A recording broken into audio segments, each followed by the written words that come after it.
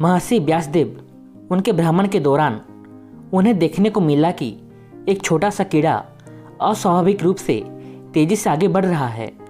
छोटा सा कीड़ा इतनी तेजी से क्यों भाग रहा है, यह जानने के लिए उसके पास जाकर उससे पूछे, हे छोटे प्राणी, तुम इतनी तेजी से कहाँ जा रहे हो? उनके प्रश्न के उत्तर में कीड़ा ने कहा, महर्षि, आप असाधारण ज्ञानी के रूप में परिचित हैं। यहाँ कौन छोटा और कौन महान है? इस सवाल ने महर्षि जी को विचलित कर दिया। हालांकि उन्होंने फिर से पूछा, अच्छा छोड़ो उस बात को, अब बताओ तुम इतनी तेजी से कहाँ जा रहे हो? कीड़ा ने कहा, मैं अपनी जान बचाने के लिए भाग रहा हूँ। जान बचाने के लिए सभी को ऐसे ही भागना पड़ता है। पीछे देखिए, एक बैलगाड़ी कितनी तेजी से आ रही है।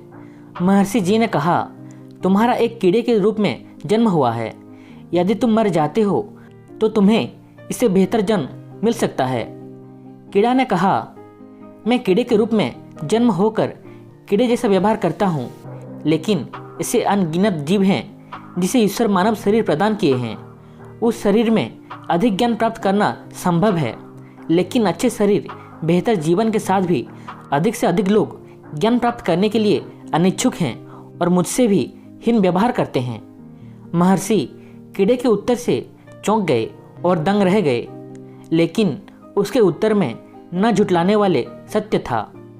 अगर सोचा जाए तो यह सत्य है कि मनुष्य उच्च पद पर जन्म होकर भी शक्ति सामर्थ्य को लेकर गर्व, अहंकार, ईर्ष्या से खुद को मुक्त नहीं कर पा रहा। दिव्य शक्ति से संपन्न होने पर भी कीड़े मकोड़ों से भी बुरा व्यवहार कर रहा है। कुछ देर सोचने के बाद महर्षि जी ने कहा, मैं तुम्हारा मदद करना चाहता हूँ। क्या तुम मेरा मदद स्वीकार करोगे? किस तरह की मदद? कीड़ा ने कहा, मैं तुम्हें तुम्हारे पास आने वाले बैलगाड़ी के ऊपर छोड़ दूंगा ताकि तुम बिना किसी श्रम के तुम्हारे गंतव्य स्थल तक पहुँच सको। कीड़ा ने कहा, आपकी मदद के लिए धन्यवाद, लेकिन मुझे आपकी मदद नहीं चाहिए। आलसी, कामचोर और परासित जीवन में सभी विकास का द्वार अवरुद्ध हो जाता है। स्वयं के लिए संघर्ष करना आवश्यक है। महर्षि एक छोटे से कीड़े से ज्ञान का नया संदेश प्राप्त करने के बाद धन्य हो गए। आज का श्लोक है, जेख्यांग न विद्या न तपो न दानंग न चापि शीलं न गुणो न धर्म ते मृत्युलोके भुवि भारभूता मनुष्य रूपेण मृगाश्चरन्ति।